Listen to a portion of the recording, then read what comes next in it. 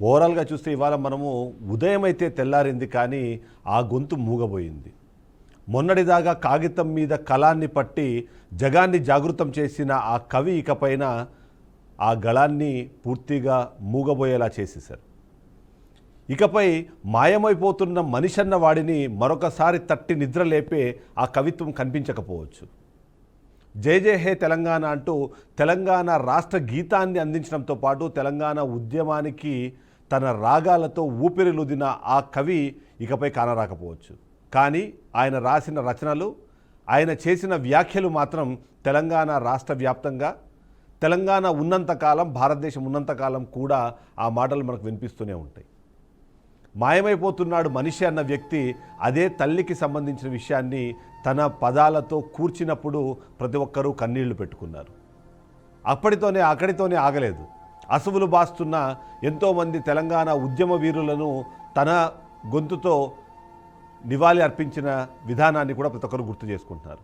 అదొక్కటే కాదు, అందేశ్రీ అంటే ఆయనకు సంబంధించి మనం మాట్లాడుకునే ప్రతి పరిస్థితుల్లోనూ తెలంగాణ ఉద్యమం కానివ్వండి, తెలంగాణ జానపదాలు కానివ్వండి, జనపదాలుగా మారిన ఆ జనపదాలనే జానపదాలుగా మార్చిన ఆయన శైలి, ఇవి ఒక్కటే సరిపోవు ఆయన గురించి మనం మాట్లాడుకోవడానికి. తెలంగాణకు సంబంధించిన చరిత్ర ఉన్నంతకాలం అందేశ్రీని గుర్తు చేసుకునే పరిస్థితి. ఓవైపు మనం జనగణమన అంటూ మనం నేషనల్ యాంథమ్ ఎలా అయితే పాడుకుంటామో, అలాగే తెలంగాణ యాంథమ్ని తెలంగాణ రాష్ట్రానికి అందించిన ఆ అందేశ్రీ ఇక లేరు అన్న వార్త విని ఓవైపు కవితాలోకం, మరోవైపు తెలంగాణ యావత్ ప్రపంచం కూడా ఇవాళ నివ్వెరపోతుంది అనేది మాత్రం ఖచ్చితంగా చెప్పాల్సింది. ఆ మూగబోయిన గొంతు అతని గొంతులో మూగపోవచ్చు, కానీ బట్ ఆ పాటలు మాత్రం వేలాది గొంతుకల్లో ఎప్పటికీ ప్రతిధ్వనిస్తూనే ఉంటాయి. అందుకే ఆ పాట విన్న ప్రతి ఒక్కరూ ఎప్పటికీ హమ్మింగ్ చేసుకోవడమే కాదు, వాటిని స్ఫూర్తిగా తీసుకొని ఎవరైనా సరే ఒక్క క్షణం తమ జీవితంలో ఏం జరుగుతోంది అని ఆలోచన వచ్చిన వెంటనే ఈ పాటలు వింటే చాలు, మరొకసారి మనం ఏదైనా చేయవచ్చు అనేంత స్ఫూర్తిని అందించేలాగా ఆయన పాటలు ఉన్నాయి. ఒక్క తెలంగాణ ఉద్యమ సమయంలోనే 700కు పైగా పాటలు రాసి మొత్తానికి 1000కి పైగా పాటలు రాసిన ఆ కవి గురించి మనం మాట్లాడుకోవాలంటే వాస్తవానికి ఆయన పలకాబలపం బట్టి ఓనమాలు దిద్దలేదు, కానీ ప్రజల బాధలను తన కవి హృదయంతో స్ఫురిస్తూ వస్తున్నారు.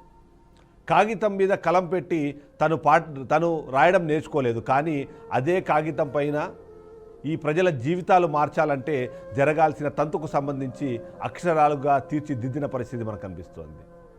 ఆయన గురువులు ఉండొచ్చు, కానీ ఆయనే ఒక గురువుగా మారిన పరిస్థితి మనకి ఇవాళ తెలంగాణలో కనిపిస్తోంది. ఉద్యమంలో కానివ్వండి, సాధారణ జీవన ప్రయాణంలో కానివ్వండి, అందేశ్రీ పాటల ఇన్ఫ్లుయెన్స్ అన్నది మనకు చాలా క్లియర్గా కనిపిస్తూ ఉంటుంది. ఈరోజు అయినా సరే ఏ రాజకీయ పార్టీ అయినా, ఏ ఉద్యమ నేపథ్యం ఉన్న సభలైనా, ఎలాంటివైనా సరే అందేశ్రీ పాట లేకుండా అది ముందుకు సాగదు అనడంలో అతిశయోక్తి కాదు. మనం మాట్లాడుకునే ఎంతోమంది ఫేమస్ సింగర్లు వాళ్ళు పాడిన పాటలకు నిజంగానే పదాలు అందించింది ఈ అందేశ్రీ అన్న విషయము చాలామందికి తెలుసు. కొంతమందికి తెలియకపోయినా సరే ఇవాళ వాళ్ళకి తెలియజేసే ప్రయత్నం చేద్దాం. జై జై హే తెలంగాణ అంటూ తెలంగాణలో మారుమూల ప్రాంతంలో ఉన్న అంశాల నుంచి తెలంగాణ రాష్ట్రాన్ని మనం ఎందుకు గొప్పగా చెప్పుకోవాలనే అంశం దాకా ప్రతిదాన్ని స్ఫురిస్తూ ఆయన రాసిన పాట దశాబ్దాలుగా ప్రజల నోళ్లలో నానుతూనే ఉంది. కానీ ఆ తర్వాత కాంగ్రెస్ పార్టీ అధికారంలోకి వచ్చిన తర్వాత ఆ పాటలో చిన్న మార్పులు చేసి దాన్ని రాష్ట్రీయ గీతంగా మార్చిన పరిస్థితి మనం చూసాం. ఆ గీతాన్ని ఇవాళ విద్యార్థులు పాడుకుంటూ జై జై హే తెలంగాణ అంటూ ఆ తెలంగాణలో ఉన్న గొప్పతనాన్ని ప్రతి నిమిషము గుర్తు చేసుకునేంత స్థాయికి ఆ పదాలను కూర్చిన ఆ వ్యక్తి అందేశ్రీ. మనము రెగ్యులర్గా చూస్తూ ఉంటాము, తెలంగాణకు సంబంధించిన కవి కానివ్వండి, లేకపోతే తెలుగు సాహిత్యానికి సంబంధించి మనం రాసుకునే టాప్ 10 పేర్లలో అందేశ్రీ ఖచ్చితంగా ఉంటారు. మనం అప్పట్లో ఒక శ్రీశ్రీ గురించి మాట్లాడుకున్నాం. ఆ శ్రీశ్రీ రాసిన కవితలను మనం తీసుకొని ముందుకు వెళ్ళాం. ఆ స్థాయిలో మరొక కవి ఎవరైనా ఉన్నారంటే అతను అందేశ్రీ అని చెప్పాలి. ఎందుకంటే ఓవైపు సినిమా పాటలు రాసిన, ఇలా జానపదాలు రాసిన, ఇలాంటి సాహిత్యం రాసినా సరే అది ప్రజల మనసులను స్ఫురించేలాగా రాస్తూ వచ్చారు. అలా రాసిన ఆ కవితలే ఇవాళ చాలామందికి యాంథమ్స్గా మారిపోయాయి. ఆయన గొంతు మూగపోయింది, కానీ ప్రజల గొంతుకల్లో మాత్రం ఆ పాట ఎప్పటికీ ప్రతిధ్వనిస్తూనే ఉంటుంది.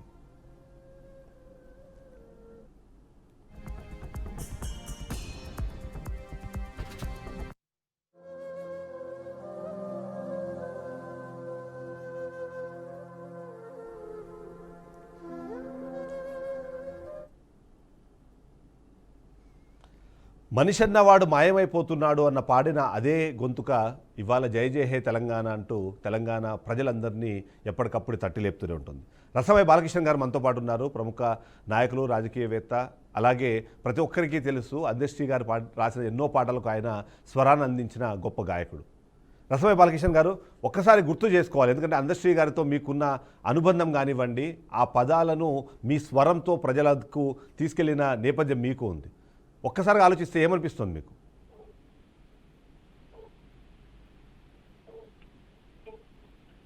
రసమై బాలకృష్ణ గారు.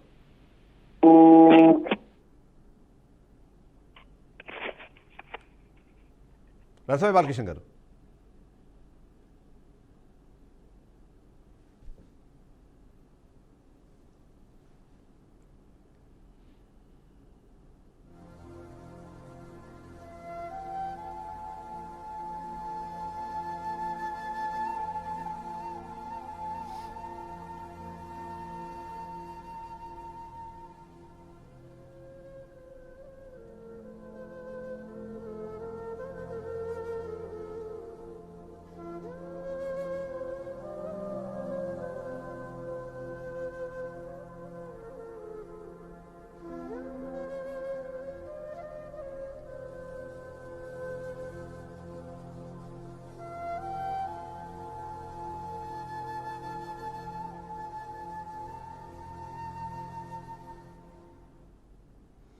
ప్రతిరోజులాగే సూర్యుడు ఉదయించాడు, కానీ ఆ కవి మాత్రం ఇవాళ అస్తమించాడు.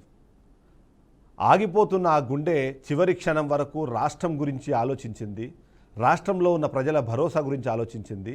ఆ బాధ్యతను ఎప్పటికప్పుడు ప్రభుత్వానికి గుర్తు చేస్తూనే ఉంది అన్న విషయము ప్రతి ఒక్కరు గుర్తుకు తెచ్చుకోవాలి. ఇవాళ ఆయన గుండె అయితే ఆగింది, ఆ గళం అయితే ఆగింది, కానీ ఆ గళం నుంచి, ఆ కలం నుంచి జారువారిన పదాలు మాత్రం ఎప్పటికీ ప్రజలకు స్ఫూర్తినిస్తూనే ఉంటాయి. ఇప్పుడు మనం చూస్తున్నాము బీఆర్కే న్యూస్ స్క్రీన్ పైన ఆయన హాస్పిటల్ నుంచి ఇంటికి తీసుకెళ్తున్న దృశ్యాలైతే మనకు కనిపిస్తున్నాయి.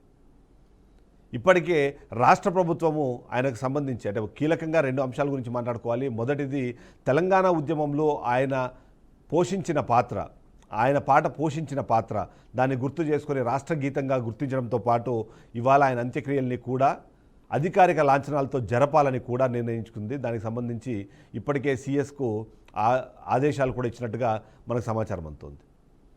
అంటే అందేశ్రీ నిజంగానే ఓవైపు గళాలతో ఆయనకు లక్షగలార్చన చేసినట్టుగానే ఇవాళ ఇప్పుడు రాష్ట్ర ప్రభుత్వం అధికారికంగా అంత్యక్రియలు చేయడానికి కూడా ఆయనకు అలా గౌరవం ఇస్తుంది అనేది మనం చూసుకోవాలి.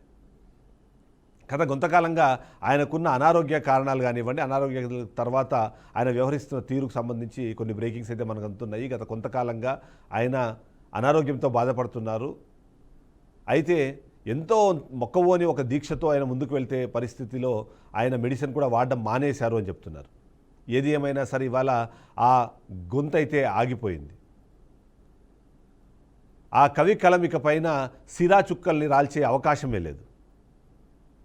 జై జై హే తెలంగాణ అంటూ తెలంగాణ రాష్ట్ర ప్రజలకు ఒక రాష్ట్ర గీతాన్ని ఇవ్వడమే కాదు, ప్రజలకు స్ఫూర్తినివ్వడానికి ఎన్నో పాటలు కూడా ఇచ్చారు అన్నది మనకు తెలుస్తూనే ఉంటుంది.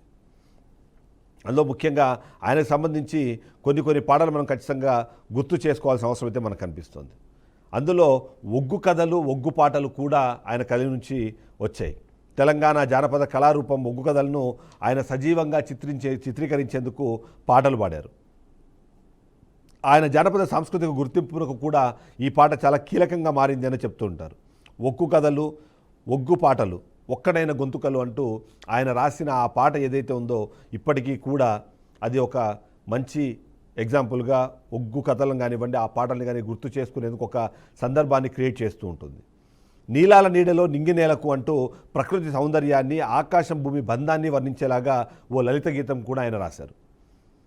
ఆయన నిజంగా చెప్పాలంటే ఒక రొమాంటిక్ కవిత్వానికి, సాహిత్యానికి కూడా అది ఒక ఉదాహరణగా చెప్తుంటారు. ఎందుకంటే ఈ పాటను సాహిత్య సభల్లో రెగ్యులర్గా పాడుతుంటారు. ఇక సంగీత కార్యక్రమాల్లో కానివ్వండి, ఈ జానపద కార్యక్రమాల్లో ఖచ్చితంగా అది వినిపిస్తూ ఉంటుంది.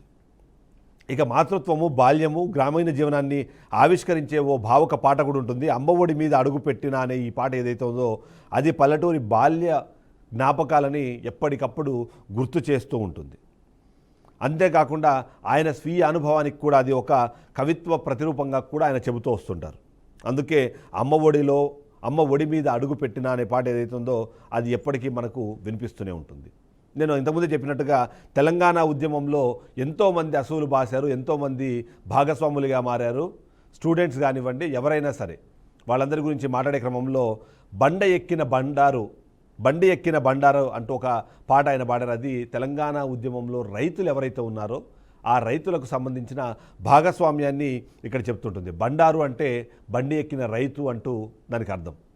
ఈ పాట ఎప్పుడు చూసినా సరే, మనం ఏ ఉద్యమ సభల్లో చూసినా సరే ఈ పాట మనకి వినిపిస్తూనే ఉంటుంది. రైతులకు సంబంధించిన కష్టాల గురించి ఏ రోజు మాట్లాడుకున్నా సరే ఈ బండి ఎక్కిన బండారు అనే సాంగు మనకి వినిపిస్తూనే ఉంటుంది. రైతులకు సంబంధించిన ఉద్యమ నేపథ్యం కానివ్వండి, ఉద్యమంలో వాళ్ళ పాత్రకు సంబంధించి ఆ పాట సజీవ సాక్ష్యంగా నిలబడిపోయింది. అలాగే ప్రేమ విరహం జీవిత దుఃఖాలను సూక్ష్మంగా చిత్రీకరించేందుకు కూడా ఆయన ఒక పాట రాశారు. గడ్డిపోచ కాల్చిన గుండెల్లో అంటూ ఆ పాట ప్రారంభమవుతుంది. ఆయన నిజంగా చెప్పాలంటే చదువుకోలేదని అందరూ అనుకుంటారు, కానీ ఆయన అంత బరువైన అంత లోతైన పదాలను ఎలా సృష్టించగలిగారు, వాటిని ఎలా స్ఫురించగలిగారు అన్నది ప్రతి ఒక్కరికి అనుమానం వస్తూనే ఉంటుంది. అలాంటి ఒక అంశాన్ని మనము స్ఫురించాలి అంటే ఖచ్చితంగా గడ్డిపోచ కాల్చిన గుండెల్లో అనే పాట వింటే మనకు అర్థమైపోతుంది ఎంత డెప్త్గా ఆయన లిరిక్స్ ఉంటాయి, ఎంత బరువైన పదాలని కూడా ఆయన ఎంత అలవోకగా దాన్ని ఉపయోగించగలుగుతారు అన్నది చెప్పడానికి అదొక మనకి ఎగ్జాంపుల్గా కనిపిస్తుంటుంది. ఈ పాట మనము చూస్తే కేవలము జానపదంగానే కాకుండా సినిమాల్లో కూడా చాలా సందర్భాల్లో దాన్ని వాడిన పరిస్థితి మనకు కనిపిస్తుంది. ఇక తెలంగాణ సంస్కృతి అనగానే బతుకమ్మకు సంబంధించి పాట లేకుండా ఏ సంవత్సరం కూడా గడవదు అన్నది మనకు తెలుసు. ఓవైపు దసరా పండుగతో నవరాత్రులు చేసుకుంటూనే మరోవైపు బతుకమ్మ పాటలతో తెలంగాణ రాష్ట్రం మొత్తం కూడా మార్మోగిపోతుంది. అలాంటి సందర్భంలోనే తెలంగాణ తల్లి బతుకమ్మ అంటూ ఓ పాట కూడా ఆయన రాశారు. ఆ పాట బతుకమ్మ పండుగ స్ఫూర్తిని, స్త్రీ శక్తిని కీర్తించేందుకు ఆ పాటను వాడుతూ ఉంటారు. ఇక ఏదైతే మనం మాట్లాడుకోవాల్సింది, ఆయన జెండర్ సెన్సిటివిటీని కూడా టచ్ చేయడానికి ఈ తెలంగాణ తల్లి బతుకమ్మ సాంగ్ను ఉపయోగిస్తూ ఉంటారు. అందులో భాగంగానే ఆయన సాంస్కృతిక గౌరవాన్ని కూడా ఈ పాట ప్రతిబింబిస్తుంది అన్నది మనం ఖచ్చితంగా చెప్పాల్సిన పరిస్థితి కనిపిస్తుంది. ఇక పండుగ సమయంలో ఈ పాట లేకుండా పల్లెటూర్లలో బతుకమ్మ పండుగ పూర్తి కాదు అన్నది చాలామందికి తెలిసిన అంశమే. ఇక పొద్దు తిరిగిన పొలం మీద అంటూ మరొక సాంగ్ కూడా మనకు వింటూ ఉంటాం మనము. అది రైతుల జీవితానికి సంబంధించి, ఉదయం లేచి వాళ్ళు పట్టే హలానికి సంబంధించి, అక్కడి నుంచి పొలాలకు వెళ్తూ వాళ్ళు ఎలా పని చేసుకుంటారో ఆ గ్రామీణ జీవన విధానం కానివ్వండి, జీవితం కానీ రైతులకు ఎలా సాగుతూ ఉంటుంది, ఆ రైతు కుటుంబాలు ఆ గ్రామంలో ఎలా జీవిస్తూ ఉంటారని చెప్పడం కోసము అది ఆ పాటని పొద్దు తిరిగిన పొలం మీద అనే పాట మనకు వినిపిస్తుంటుంది. ఆయన జీవన ప్రజాకవిత్వానికి ఆ జానపదాలుగా మార్చే క్రమంలో ఆ జన జీవితాలను మార్పులు చేసేందుకు అవసరమైన ఆ కళాన్ని, ఆ పదాల్ని ఆయన తీసుకొచ్చే విధానానికి అదొక ఎగ్జాంపుల్గా మనకు కనిపిస్తూ ఉంటుంది. ఇక ఎర్ర జెండా ఎగరాలి అంటూ ఉద్యమానికి స్ఫూర్తినిచ్చే మరొక పాట కూడా మనకు రెగ్యులర్గా వినిపిస్తూనే ఉంటుంది. రైతుల గురించి మాట్లాడినప్పుడు కార్మికుల గురించి మాట్లాడకపోతే తప్పైపోతుంది. ఉద్యమం అంటేనే రైతులు, కార్మికులు, విద్యార్థులు అన్నది మనకి ప్రతి ఒక్కరి సందర్భంలో తెలుసు. అలాంటిది కార్మికులకు ఊతమిచ్చేలాగా, వాళ్ళకి ఊపునిచ్చేలాగా ఈ ఎర్ర జెండా ఎగరాలి అనే పాట మనకు రెగ్యులర్గా వినిపిస్తూనే ఉంటుంది. అందులోనూ ముఖ్యంగా లెఫ్ట్ భావజాలం ఉన్న వ్యక్తులు చాలామంది ఈ పాటను ఖచ్చితంగా వాడుతూనే ఉంటారు. అది నింపే స్ఫూర్తి ఏదైతే ఉందో దాన్ని ఎప్పటికప్పుడు ఉపయోగించుకుంటూనే ఉంటారు. అందుకే ఈ పాట ఇప్పటికీ కూడా సమ్మెలు కానివ్వండి, ర్యాలీలు కానివ్వండి జరుగుతున్నాయంటే, కమ్యూనిస్టుకు సంబంధించిన అలాంటి ఉద్యమం నడుస్తోందన్న, కమ్యూనిస్టు భావజాలం ఉన్న ఏ వ్యక్తి తనకు స్ఫూర్తి కావాలన్నా సరే ఈ పాటను వింటూ ఉంటారు అన్నది మనకు తెలిసిన అంశమే. ఇక అక్కడితో ఆగిపోలేదు. ఆయనకు సంబంధించి ఎప్పుడు మాట్లాడుకున్నా సరే ఆయన పాట, అంటే ఏ సందర్భం గురించి మనం మాట్లాడుకున్నా ఆయనదే ఒక పాట అక్కడ మనకు కనిపిస్తూనే ఉంటుంది. జై జై హే తెలంగాణ గురించి మనం ఎన్నోసార్లు మాట్లాడుకున్నాం. ఇక పల్లె నీకు వందనాలమ్మో అంటూ మరొక సాంగ్ మనకు వినిపిస్తుంటుంది. అది కూడా పల్లె జీవితం కానివ్వండి, ప్రకృతి సౌందర్యాన్ని అందించే ఈ పాట మనకు ఎప్పటికప్పుడు మనకు వినిపిస్తుంటుంది. ఆయన ప్రకృతి కవిత్వానికి ముఖ్యమైన ఉదాహరణగా ఈ పాటను మనం చూస్తూ ఉంటాం. ఈ పాట ప్రజల్లో ఎంతో ఆదరణ పొందింది. అందుకనే పల్లె నీకు వందనాలమ్మో అంటూ ప్రతి ఒక్కరూ పాడుకుంటూనే ఉంటారు. ఇక మాయమైపోతున్నాడమ్మా మనిషన్నవాడు అంటూ ఆయన టచ్ చేసిన అంశం ఏదైతే ఉందో నిజంగానే ఏ కవికి కూడా అలాంటి ఒక ఆలోచన రాలేదు అని చెప్పడంలో తప్పేం కాదు. ఎందుకంటే మానవ జీవితంలో పెరిగిపోతున్న మాయ, అలాగే మార్పుల గురించి ఆలోచింపజేసేలాగా ఆ పాట అన్నది మనకి వినిపిస్తూనే ఉంటుంది. ఇది సినిమా కోసం రాసిన పాట అయినా సరే సామాన్య ప్రజల్ని ప్రతి ఒక్కరిని కూడా తట్టిలేపే పాట ఇది. ఒక తండ్రి, ఒక తల్లి, ఒక బిడ్డ, ఒక కూతురు, ఇలాంటి బంధుత్వాలే కాకుండా స్నేహితులే కాకుండా మనిషి అన్నవాడు ఖచ్చితంగా మానవత్వం అన్నది మాయమైపోతే ఎలా వ్యవహరిస్తాడు, ఎలా వ్యవహరిస్తున్నాడు, దీనివల్ల భవిష్యత్తులో జరిగే పరిణామాలు ఏంటి అనే ప్రతి విషయాన్ని కూడా ఆయన స్ఫురించిన పరిస్థితి మనకు కనిపిస్తుంటుంది. అయితే అక్కడితో ఆగిపోలేదు. ఆ మనిషిని నిజంగా మరొకసారి ఆ మానవత్వం నింపేందుకు ఆ పాట ద్వారా ఓ ప్రయత్నం జరిగింది అన్నది ప్రతి ఒక్కరూ గుర్తుపెట్టుకోవాల్సిన అంశం. అంతేకాదు మాయమైపోతున్న ఆ మనిషిని మరొకసారి మానవత్వం వైపు నడిపించాల్సిన అవసరం ఉంది అన్న విషయాన్ని కూడా ఆయన గుర్తు చేశారు అదే పాటతో. ఆ పాట ఇప్పటికీ కూడా ఎక్కడైనా సరే ఎలాంటి ఒక చిన్న ఘటన జరిగినా, ఎంత పెద్ద ఘటన జరిగినా మనుషుల్లో మానవత్వం మాయమైపోతుంది అని అనిపించిన ప్రతిసారి ఈ పాట అచేతనంగా ప్రతి ఒక్కరి నోళ్లలోకి వచ్చేస్తుంది. అది గొంతుకలో నుంచి జారువారి బయటకు వచ్చేస్తుంది. అలాంటి ఒక పాటను రాయడం కానివ్వండి, ఆ అంశాన్ని స్ఫురించడం కానివ్వండి ఆయనకే సాధ్యమైంది అన్నది ప్రతి ఒక్కరూ మాట్లాడుకునే మాట. ఇక కొమ్మ చెక్కితే బొమ్మరా, కలిసి మొక్కితే అమ్మరా అంటూ మానవ జాతి తొలి జీవన గమనాలను, ప్రకృతి బంధాలను వర్ణించేలాగా రాసిన ఈ పాట ఏదైతే ఉందో అది కూడా ప్రతి ఒక్కరిని ఆలోచింపజేస్తుంది అనే సందర్భంలో అనుమానం ఏం లేదు. అందుకే ఆయన ప్రజా జీవితానికి ఆయన ప్రతీక అంటూ కూడా చాలామంది చెబుతూ ఉంటారు. ఆయనతో పరిచయం ఉన్నవాళ్ళు, ఆయనతో సన్నిహిత్యం ఉన్నవాళ్ళు, ఆయనతో కలిసి ఈ ఉద్యమ ప్రయాణం చేసిన వాళ్ళు ఎవ్వరు ఆయనతో మాట్లాడినా సరే, ఆయన ఎవరు గుర్తు చేసుకున్నా సరే ఆయనకు ప్రజల పట్ల ఉన్న ఒక అంకిత భావము, ప్రజలను మేల్కొల్పాలి, మానవత్వాన్ని తిరిగి రప్పించాలి అని చేసే ప్రయత్నం ఏదైతే ఉందో ఇవన్నీ కూడా గుర్తు చేసుకుంటూ ఉంటారు.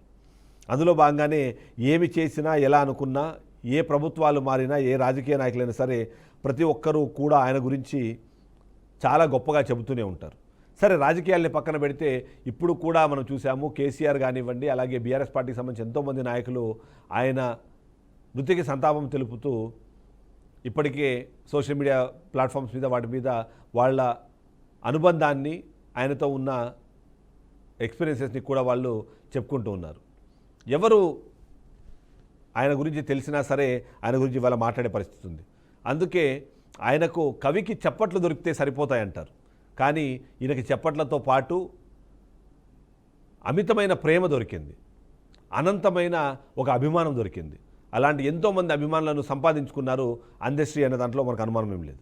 అందులో భాగంగానే మనం చూసాం 2006లో ఏదైతే వెళ్ళిపోతున్నావా అంటూ గంగ సినిమా కోసం రాసిన పాటకు ఆయనకు నంది అవార్డు వచ్చిన పరిస్థితి కూడా మనకు అనిపిస్తుంది. అదొక్కటే కాదు, ఆంధ్రప్రదేశ్ రాష్ట్రం ఇచ్చే తెలుగు సినిమా రంగంలో అత్యుత్తమ గీత అవార్డు ఏవైతే ఉందో, ఎవరైతే రైటర్స్ ఉన్న లిరిసిస్టులకు ఇచ్చేది, అది మొదటి పెద్ద గుర్తింపుగా మనం చూడాలి. ఇక కాకతీయ యూనివర్సిటీ కూడా ఆయనకి ఆనరీ డాక్టరేట్ ఇచ్చిన పరిస్థితి మనందరికీ తెలిసిన విషయం. 2008లో ఈయనకి ఈ డాక్టరేట్ దక్కింది. అందులో తెలుగు సాహిత్యము, గీత రచనలకు, ఆయన సేవలకు దానికి సంబంధించి చేయడం అన్నది వరంగల్లోని కాకతీయ యూనివర్సిటీ ఆయనకు డాక్టరేట్ ఇచ్చి గౌరవించడం అన్నది మనకు తెలిసిన సందర్భమే. ఇక 2014లో కళలు అలాగే సాహిత్య రంగాల్లో ఆయన చేసిన అసాధారణ సేవలకు కేంద్ర ప్రభుత్వం పద్మశ్రీ అవార్డుని కూడా ఆయనకి ఇచ్చింది. ఇది నిజంగానే పౌర సేవల పురస్కారంగా మనం చెప్తుంటాం. తెలంగాణ ఉద్యమంలో ఆయన పాడిన పాటలు, ఆయన రాసిన పాటలు, ముఖ్యంగా జై జై హే తెలంగాణ పోరాటానికి స్ఫూర్తిగా నిలిచిన కారణంలోనే ఆయనకు ఈ పద్మశ్రీ అవార్డు దక్కిందన్నది మనం చెప్తున్నాం. ఇక తెలంగాణ రాష్ట్రం ఏర్పడిన తర్వాత తెలంగాణ ఉద్యమం కోసం పనిచేసిన వాళ్ళ కోసం తెలంగాణ ఫార్మేషన్ డే కోసం క్యాష్ అవార్డుని ప్రకటిస్తే అందులో ₹1 కోటి ఆయనకు నగదు బహుమతిని ఇచ్చి రాష్ట్ర ప్రభుత్వం కూడా గౌరవించుకున్న పరిస్థితి మనకు కనిపిస్తుంది. ఇక సాహిత్యంగా మనం చూసినప్పుడు మాయమైపోతున్నాడమ్మా మనిషన్నవాడు అంటూ ఎర్రసముద్రం సినిమా కోసం రాసిన ఆ పాటను ఆంధ్రప్రదేశ్ యూనివర్సిటీ సిలబస్లో చేర్చిన పరిస్థితి మనకు కనిపిస్తుంది. 2009లో ఇది జరిగింది. తెలుగు సినిమా చరిత్రలోని ఇది 3వ పాట. ఎందుకంటే మా తెలుగు తల్లికి మల్లెపూ దండ అన్నది ఒకటి, తెలుగు జాతి మనది అనే పాట, ఈ 2 పాటల తర్వాత 3వ పాటగా ఇది 2009లోనే ఆంధ్రప్రదేశ్ యూనివర్సిటీ సిలబస్లో దీనికి అక్కడ స్థానం కల్పించిన పరిస్థితి మనకు కనిపిస్తుంది. ఇక అందరికీ తెలిసిన విషయమే, జై జై హే తెలంగాణ పాటను అధికారికంగా తెలంగాణ రాష్ట్ర ప్రభుత్వం గుర్తించడం అన్నది కూడా, అది జాతీయ స్థాయి గౌరవం దక్కడం అన్నది కూడా మనకు తెలిపిస్తుంది. సో ఓవరాల్గా చూస్తే 3,000కు పైగా కవితలు, 1000కి పైగా పాటలు రచించి తెలంగాణ ధూమ్ధాంలో ఈయన ఒక కీలక పాత్ర పోషించారు అన్నదైతే మనకు అర్థమైపోతుంది.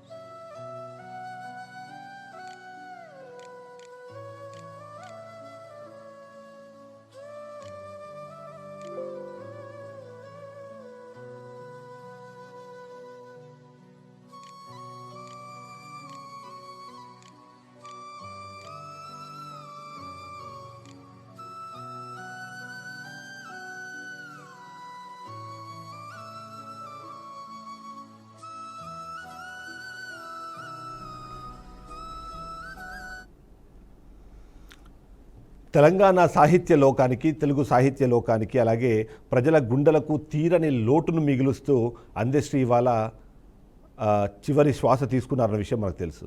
ఉదయం పూట చూసేటప్పటికే కుప్పకూలి ఆయన మృతి చెందారన్న సమాచారం తెలిసిన తర్వాత ఒకరొక్కరుగా దాని గురించి రెస్పాండ్ అవ్వడం అన్నది మనకు కనిపిస్తుంది. ముఖ్యంగా ముఖ్యమంత్రి రేవంత్ రెడ్డి, తెలంగాణ ముఖ్యమంత్రి రేవంత్ రెడ్డి దీని గురించి మాట్లాడారు. అందశ్రీ మరణము తెలంగాణ సాహితీ లోకానికి తీరని లోటు, జై జై హై తెలంగాణ గీతం కోట్లాది ప్రజల గొంతుకై నిలిచింది, ఆయన ఆత్మకి శాంతి చేకూరాలని ప్రార్థిస్తున్నానంటూ ఆయన తన మెసేజ్ని ఇచ్చిన పరిస్థితి మనకు కనిపిస్తుంది. ఇక ప్రతిపక్ష నేత కేసీఆర్ కూడా ఆయన మరణం సంబంధించి స్పందించారు. తెలంగాణ రాష్ట్ర గీతము జయ జయ హే తెలంగాణ రచయిత అందశ్రీ గారి మరణం బాధాకరం అంటూ, ఉద్యమంలో ఆయన పాటలు ప్రజల్లో చైతన్యాన్ని రగిలించాయి, ఆయన కుటుంబానికి నా సానుభూతి అంటూ ఆయన కూడా రెస్పాండ్ అయిన పరిస్థితి కనిపిస్తుంది.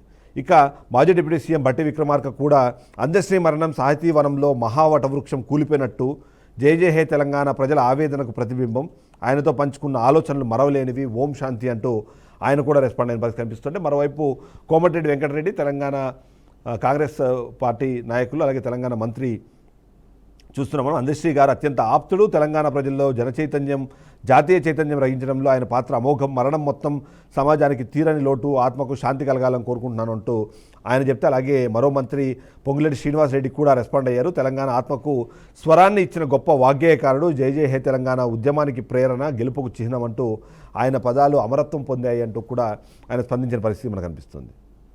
ఇక AP deputy CM Pawan Kalyan కూడా దీని మీద రెస్పాండ్ అయ్యారు. ప్రముఖ తెలుగు సాహితీవేత్త, గేయ రచయిత అందశ్రీ గారి మరణం బాధాకరము, తెలంగాణ రాష్ట్ర గీతం రచించి చరిత్రలో చిరస్మరణీయంగా నిలిచిన ఆయన కుటుంబానికి ప్రగాఢ సానుభూతి అంటూ ఆయన కూడా తన మెసేజ్ చేశారు. ఇక తెలంగాణ టీడీపీ జనరల్ సెక్రటరీ అలాగే ఆంధ్రప్రదేశ్ మంత్రి నారా లోకేష్ కూడా దీనిపైన రెస్పాండ్ అయ్యారు. మాయమైపోతున్నాడమ్మా మనిషి అన్నవాడు అనే పాటతో పాటు ఎన్నో ఉద్యమ గీతాలు రాసిన ప్రజాకవికి హృదయపూర్వక శ్రద్ధాంజలి, సాహిత్యానికి అందశ్రీ సేవలు చిరస్మరణీయమంటూ ఆయన మాట్లాడిన పరిస్థితి మనకు కనిపిస్తుంది. ఇక భారతీయ జనతా పార్టీ రాష్ట్ర అధ్యక్షుడు ఎన్ రామచంద్రరావు కూడా దీని మీద రెస్పాండ్ అయ్యారు. ప్రసిద్ధ కవి అందశ్రీ గారి మరణం తీవ్ర విచారకరం, తెలంగాణ ఉద్యమంలో ఆయన పాటలు మన మనసులను కదిలించాయి, ప్రజల మనసులో నిలిచిపోయాయి, ఆయనకు కుటుంబానికి సానుభూతి అంటూ ఓం శాంతి అని పెట్టారు. ఇక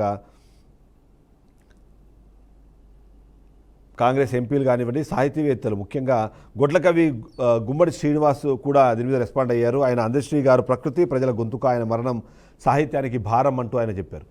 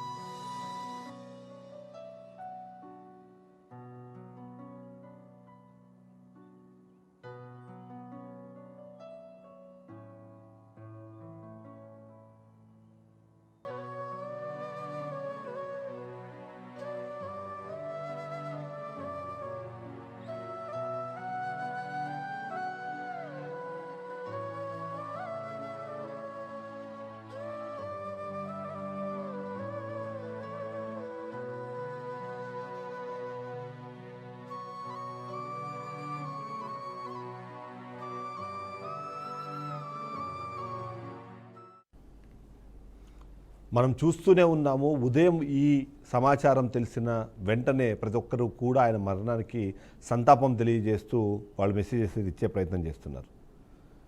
అయితే ఇక్కడ మనం గమనించాల్సింది పార్టీలకు అతీతంగా, ప్రాంతాలకు అతీతంగా, ఆలోచనలకు అతీతంగా ప్రతి ఒక్కరూ కూడా ఆయన మరణ వార్తకు దిగ్భ్రాంతి చెందిన పరిస్థితి మనకు కనిపిస్తుంది.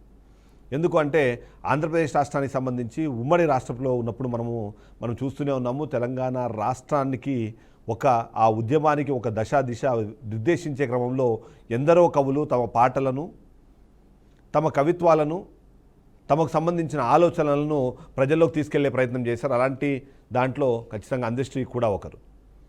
ఆయన గళంతో వినిపించకపోయినా ఆ కలం నుంచి జారవారిన పాటలు ఉద్యమానికి ఊపిరిల్లిన పరిస్థితి మనకు కనిపిస్తుంది. అందులో భాగంగానే మనం చూస్తున్నాము, ఆంధ్రప్రదేశ్ రాష్ట్రంలో ఉన్న ప్రతి ఒక్కరూ కూడా ఇవాళ రెస్పాండ్ అవుతున్నారు. ఆంధ్రప్రదేశ్ రాష్ట్ర ముఖ్యమంత్రి నారా చంద్రబాబు నాయుడు కూడా దీని మీద రెస్పాండ్ అయిన పరిస్థితి మనకు కనిపిస్తుంది. మందులో కొండా సురేఖకు సంబంధించిన ఆ మెసేజ్ కూడా మనకు కనిపిస్తుంది. ఇక పొన్నం ప్రభాకర్ కూడా ఇదే విషయానికి సంబంధించి తన దిగ్భ్రాంతిని వ్యక్తం చేస్తూ ఆయన కుటుంబానికి ప్రగాఢ సానుభూతి తెలియజేస్తూ కూడా ఆయన కూడా ట్వీట్ చేసిన పరిస్థితి మనకు కనిపిస్తుంది. ఓవరాల్గా చూస్తే ఏదైతే మనం గమనిస్తున్నామో ఆయనకు నంది అవార్డులు కాదు, అంతకన్నా పెద్ద అవార్డు. ఎందుకంటే రాష్ట్ర గీతంగా తను రాసిన పాట ఇవాళ ప్రతి ఒక్కరి నోట్లలోనూ వినబోతున్నారు. రాష్ట్రంలోని నలుమూలల ఆ పాట ఒక గేయంగా మారి ప్రతి ఒక్కరి గుండెలను తాకే అవకాశాన్ని క్రియేట్ చేసినందుకు గాను ప్రతి ఒక్కరూ ఆయన్ని అభినందిస్తూనే ఉన్నారు. అయితే ఆయన మరణం అన్నది నిజంగానే తెలంగాణ సాహితీ లోకానికి తీరని లోటు అన్నది మాత్రం ప్రతి ఒక్కరూ చెప్పాల్సింది. ఇప్పటిదాకా ఆయన సాహితీ లోకానికి చేసిన కృషి కానివ్వండి, ఆయన కాంట్రిబ్యూషన్ కానివ్వండి, ఎప్పటికీ అది చరిత్రలో నిలిచిపోతుంది అనడంలో ఎలాంటి అనుమానము లేదు. అందులో భాగంగానే మనం చూస్తున్నాము, ఆయన రాసిన ప్రతి పాట గురించి, ఆయన మాట్లాడిన ప్రతి మాట గురించి, ఆయన దగ్గర నుంచి వచ్చిన ప్రతి అంశం గురించి, ఆయన స్ఫురించిన ప్రతి అంశానికి సంబంధించిన ప్రతి విషయం గురించి ఇవాళ ప్రతి ఒక్కరూ మాట్లాడుకుంటున్నారు అంటే అది ఆయన సాధించిన ఒక గొప్ప విజయంగా మనం చెప్పాలి. నేను అన్నట్టుగా పార్టీలతో సంబంధం లేకుండా, ఆలోచన విధానాలతో సంబంధం లేకుండా ప్రతి ఒక్కరూ కూడా ఇప్పుడు ఆయన్ని గుర్తు చేసుకొని ఆయన మరణానికి ప్రగాఢ సానుభూతి తెలిపే పరిస్థితి వచ్చింది అంటేనే గొప్పదానాన్ని మనము గుర్తు చేసుకోవచ్చు. తెలుగు సాహితీ లోకంలో ఆయన క్రియేట్ చేసుకున్న ప్లాట్ఫామ్ ఏదైతే ఉందో దాన్ని ఎవరు టచ్ చేయలేరు అన్న విషయంలో మాత్రము మనం ఖచ్చితంగా చెప్పాల్సింది. దరు అంజన్ గారు మనతో పాటు లైవ్లో సిద్ధంగా ఉన్నారు. ఒకసారి దాని గురించి మాట్లాడే ప్రయత్నం చేద్దాం ఒకసారి. ఎందుకంటే ఓవైపు సాహితీ లోకానికి ఇది తీరని లోటు అని మాట్లాడుకుంటున్నాం.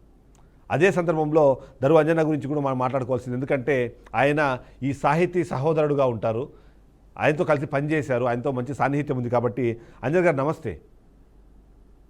నమస్కారం అండి. నమస్కారం అన్న. ఉదయం లేవంగానే ప్రతి ఒక్కరూ ఇవాళ మంచి వార్తలు వింటామనుకున్నాం, కానీ ఇవాళ ఉదయం లేవంగానే ఇలాంటి ఒక దిగ్భ్రాంతికరమైన వార్త వినడం కానివ్వండి, సాహితీ లోకానికి ఇక అందశ్రీ లేరు అనే మాట వినడం కానివ్వండి, మీకు ఎలా అనిపిస్తుంది? నిజంగానే ఇలాంటి ఒక దుర్దినం రాకూడదని ప్రతి ఒక్కరూ భావిస్తారు, కానీ ఏంటి పరిస్థితి? చాలా బాధాకరమైన విషయం. నేను ప్రొద్దున లేవగానే యాక్చువల్లీ ఎవరైనా మంచి వార్త వినాలని కోరుకుంటారు, కానీ ఈరోజు నా ఫ్రెండ్ రామాచారి అని నా ఫ్రెండ్ ఉంటాడు. ఆయన నాకెంత అత్యంత ఆప్తుడో, అదేవిధంగా అందశ్రీ గారికి ఈ మధ్యనే వన్ ఇయర్ క్రితమే మంచి ఆప్తుడైనాడు. ఆయన పాపం రోజు వాళ్ళు మాట్లాడుకునే వాళ్ళు. ఆయన పొద్దున్న లేవగానే ఈ వార్త వినగా నాకు ఫోన్ చేసి చెప్పాడు, అందశ్రీ గారు ఇంకా లేరు అని చెప్పేసరికి నాకు గుండె ఆగిపోయినంత అనిపించింది. ఎందుకంటే అందశ్రీ గారు అనేది ఈ యొక్క ప్రపంచానికి, ఈ సాహితీ లోకానికి ఎంతో పెద్ద దిక్కుగా ఉండేవాడు. ఆయన అందించినటువంటి రచనలు కానీ, అందించినటువంటి పాటలు కానీ తెలంగాణ ఉద్యమానికి ఉవ్వెత్తున లేపినటువంటి జనజాతరలో మన గీతం జయకేతనమే ఎగురాలి అనే పాట కూడా తెలంగాణ ఉద్యమానికి ఎంతో ఆజ్యం పోసింది. ఆయన మా పక్క జిల్లా అయినటువంటి వరంగల్ జిల్లా, నాది మెదక్ జిల్లా. ఆయన నిఖార్చైనటువంటి వ్యక్తి, యథార్థవాది, లోక విరోధి అన్నట్టుగా ఆయన ముక్కుచూడుగా మాట్లాడేటువంటి మనస్తత్వం గలవాడు. అన్న, ఈరోజు మొన్న తెలంగాణ రాష్ట్రం ఏర్పడ్డ తర్వాత ప్రజాపాలన కాంగ్రెస్ ప్రభుత్వానికి ఒక సందేశాన్ని ఇస్తూ ఒక రాష్ట్ర గీతాన్ని రచించి దానికి ఒక దిశానిర్దేశం ఏర్పాటు చేసిన రేవంత్ రెడ్డి గారు ఆయనకు ఎంతో కొంత సాయం చేయాలన్న ఆలోచనతో ఉన్నా కూడా మొన్న కొంత చేస్తూ ఉన్నారు.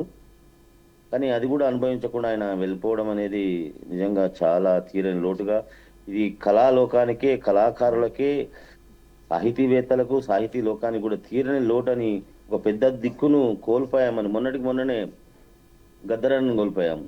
అవును. గద్దరన్నను కోల్పోయి తేలుకోక ముందే ఒక అందశ్రీని కోల్పోవడం అనేది ఈ సాహితీ లోకానికి, ఈ కళాకారుల లోకానికి, యావత్ ప్రపంచానికి ఒక తీరని లోటుగా చెప్పుకోవచ్చు అండి. అవును. అంటే ఎందుకంటే మనము అంజద్ గారి గురించి మాట్లాడుకునే సందర్భంలో అంటే ఎవరైనా సరే ఒక శైలితో రాస్తూ ఉంటారు. కొన్ని ఆస్పెక్ట్స్ మాత్రమే టచ్ చేస్తుంటారు కానీ బట్ అంజద్ గారు ప్రతి ఒక్క ఆస్పెక్ట్ని టచ్ చేశారు. అంటే అటు ఉద్యమ గీతాలు కానివ్వండి, ఇటు జనపదాలు కానివ్వండి, జానపదాలు, అలాగే ప్రజలు ప్రతిరోజు హమ్మింగ్ చేసుకునే పాటలు కూడా ఎన్నో పాటలు ఆయన రాశారు. ఆ శైలి గురించి మీరు ఒకసారి విశ్లేషించండి. ఎందుకంటే అంత గొప్ప కవి అన్న వ్యక్తి ఏం చదువుకోలేదు. ఆయన కేవలం జనాల మాటల్లో నుంచి, అక్కడ వాళ్ళ బాధల్లో నుంచి ఆ పదాలను కూర్చుకొని పాటలు రాశారు అనే విషయాన్ని ఏదైతే మనం వింటూ ఉంటామో దాని గురించి మాట్లాడుకున్నప్పుడు మీకు ఆయన శైలి గురించి ఎలా ఉంటుందంటారు? అదేని ఆయన ఒక ప్రకృతి కవిగా, ఒక ప్రజా కవిగా, ఆయన అంటే న్యాచురల్, అంటే ఇప్పుడు ప్రకృతి అంటే జనరల్ కవి. ఆయన చదువుకోలేదు వాస్తవానికి. అవును. ఎంతో గొప్పగా చదువుకున్న వాళ్ళు కూడా రాయనటువంటి ఒక వ్యాసాన్ని కానీ, ఒక అంటే ఒక అర్థాన్ని కానీ ఆయన ఉంచగలిగాడు. మాయమైపోతున్నాడమ్మా మనిషి అనే గొప్ప పాట.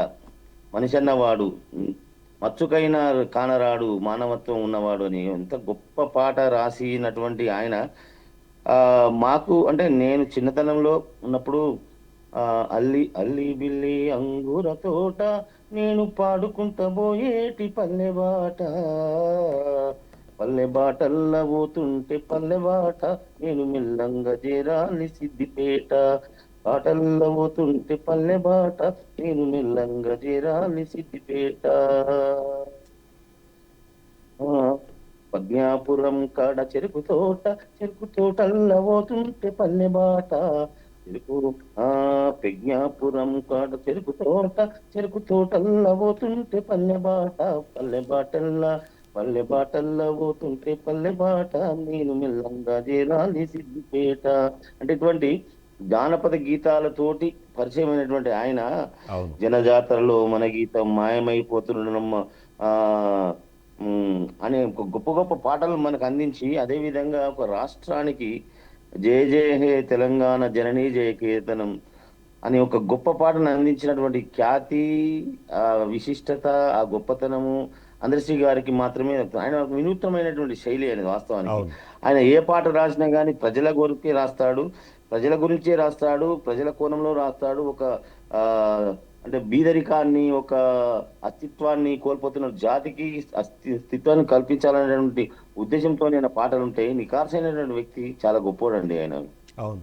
ఎందుకంటే తెలంగాణ ఉద్యమం గురించి మాట్లాడుకున్న ప్రతిసారి ఉద్యమానికి ఊపిరిలుదిని ఇలాంటి పదాలు ఎన్నో గురించి మాట్లాడుతారు. ఇప్పుడు మీలాంటి వాళ్ళు ఎంతోమంది కవులు, కళాకారులు, గాయకులు మీరందరూ ఊదిన ఆ ఊపిరే ఇవాళ తెలంగాణ రాష్ట్ర సాకారానికి కారణమని మాట్లాడుకుంటుంటాం. అందులో ముఖ్యంగా అందశ్రీ గారి పాటలు మనం గుర్తు చేసుకోవాల్సిన అవసరం అయితే ఉంటుంది. సో ఉద్యమానికి సంబంధించి ఆయన రాసిన పాటలు కానివ్వండి, ఆ పాటలు మీలో నింపిన స్ఫూర్తి కానివ్వండి, దాని గురించి ఒకసారి మాట్లాడుకుందాం.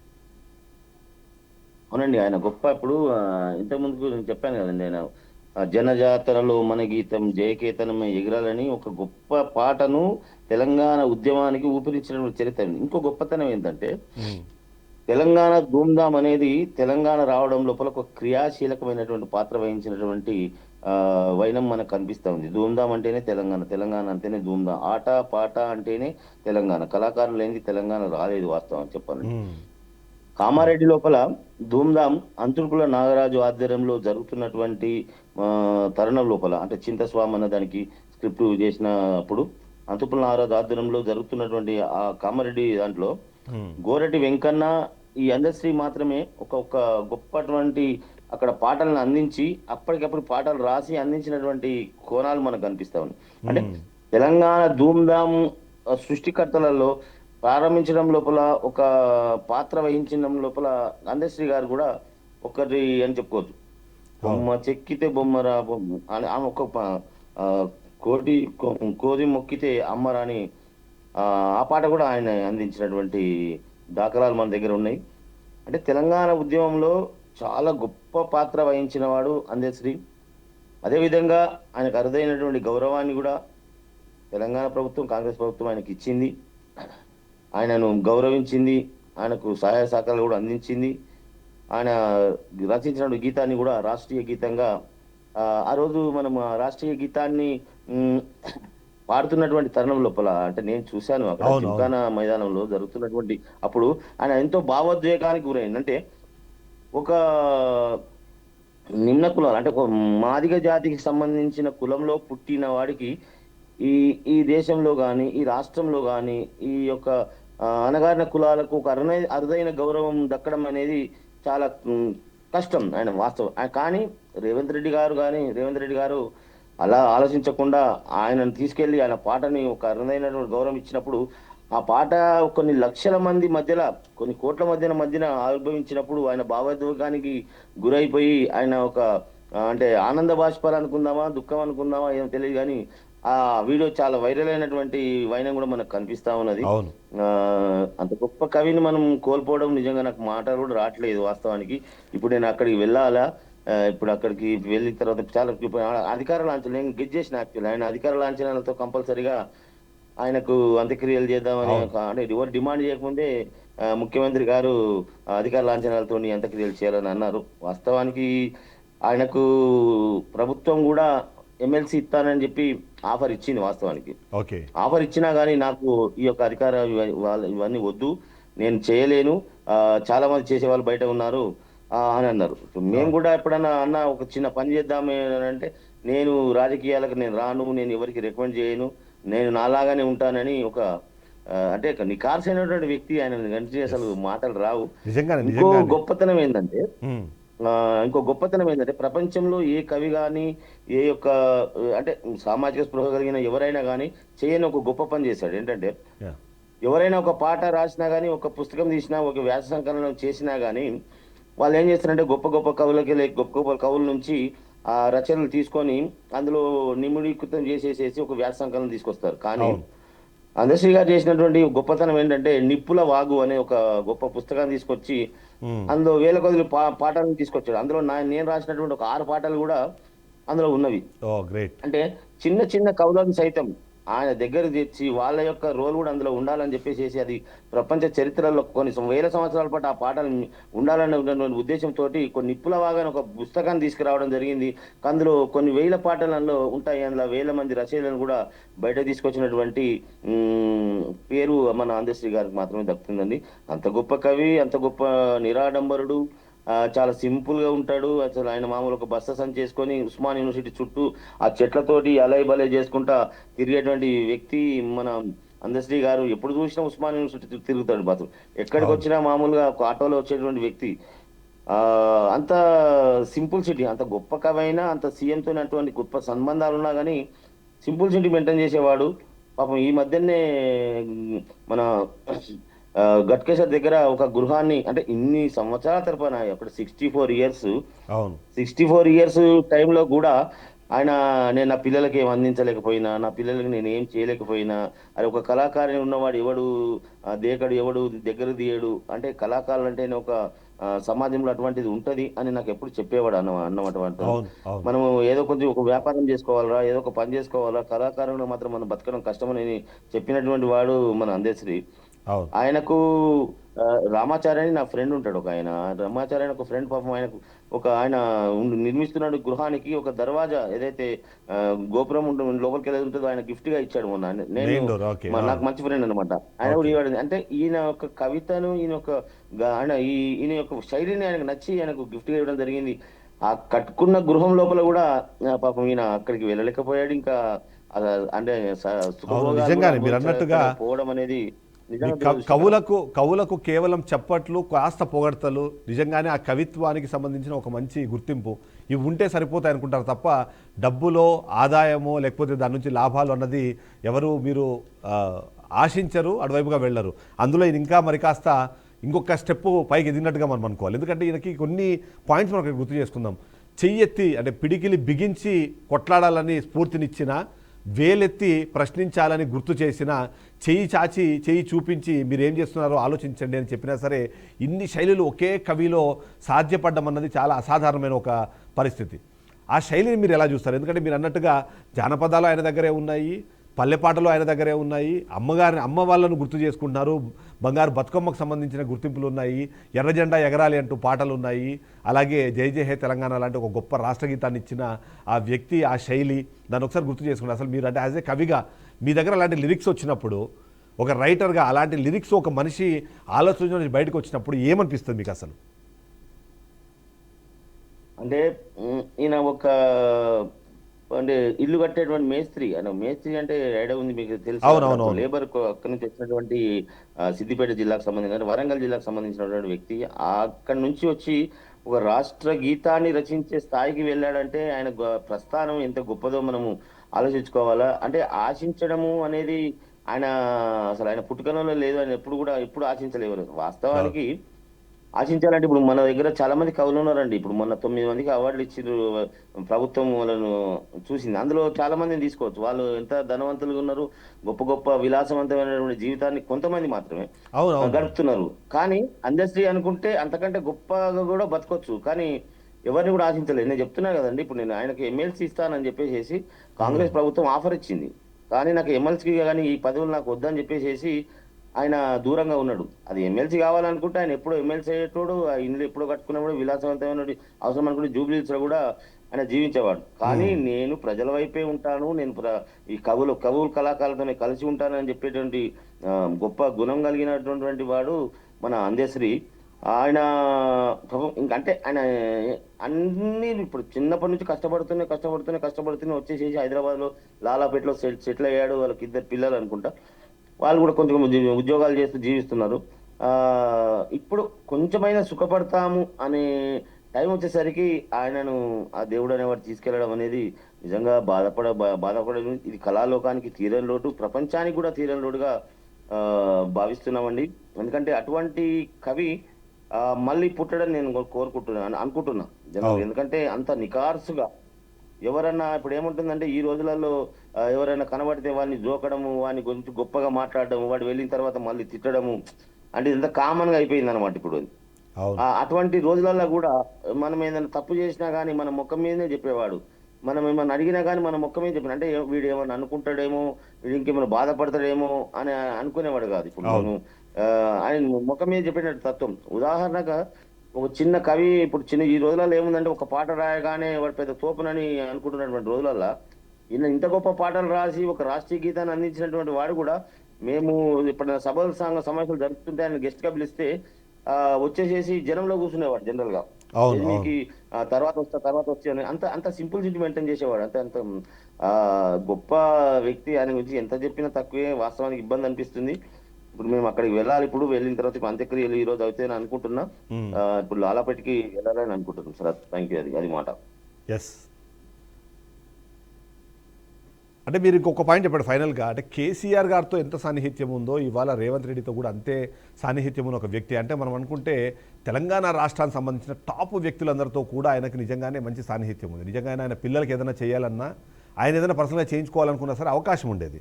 కానీ అటువైపుగా వెళ్ళకపోవడానికి, ఇవాళ ఇలా ఉండడానికి కారణము ఆయన ఉన్న ఆ ఆలోచన విధానము, ఏదైతే మొదటి నుంచి ప్రజల గురించి ఆలోచించే ఏదైతే తత్వం ఉందో అదే ఆయన అటువైపు నడిపించింది అనుకోవచ్చు అంటారా? అంటే దీని గురించి చెప్పొచ్చండి. ఆయన రాజకీయాలు చేయడం వాస్తవానికి ఏంటంటే కేసీఆర్ గారికి ఎంత దగ్గర అంతకంటే ఎక్కువ రేవంత్ రెడ్డి గారి దగ్గర.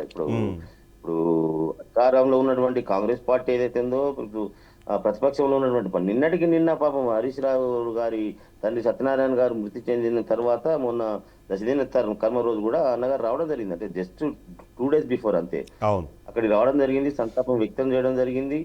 అంటే ఇప్పుడు కేసీఆర్ గారికి చాలా దగ్గర. కేసీఆర్ గారు ఆయన కూర్చొని పాటలు రాసినటువంటి స్థానంలో కూడా ఆయన చేస్తున్నాడు. అంతకి కేసీఆర్ కూడా ఇప్పుడు ఎందుకంటే ఇప్పుడు రాజకీయాలు మనం మాట్లాడొద్దు కానీ అంటే ఆయన కొంచెం కేసీఆర్ గారికి కొంచెం దిగజారుడుతనం కొంచెం ఉంటుంది. ఈయన రాసినటువంటి పాట జయ జయ హే తెలంగాణ నేనే బాత్రూమ్ లో కూర్చొని రాసిన అని చెప్పి వెకిలి చేష్టలు చేసిండు మన కేసీఆర్ గారు. అది ఆయనకు మాత్రం, వాళ్ళకి మాత్రమే సాధ్యం, అది మనకు సాధ్యం కాదు. కానీ అట్లా చేసినా కానీ ఈయన కౌంటర్లు వేసి పెద్దగా వ్యతిరేకించినట్టు ఎవరి పాలన వాడు పోతాడు, తీరా వాడు దొరవడు అట్లనే చేస్తాడని చెప్పేసి ఈయన వినూత్న శైలి లోపల ఆయన ఎట్లా దించాలి, కాంగ్రెస్ ప్రభుత్వం ఎట్లా మన టీఆర్ఎస్ ప్రభుత్వాన్ని ఎట్లా దించాలనే కోణంలో చాలా కూడా ఆయన కూడా వర్క్ చేశాడు. కాంగ్రెస్ ప్రభుత్వం రాజ్యంలోకి రావడానికి కూడా తన వంతు పాత్ర మన అందశ్రీ గారు కూడా వహించారని చెప్పుకోవచ్చండి.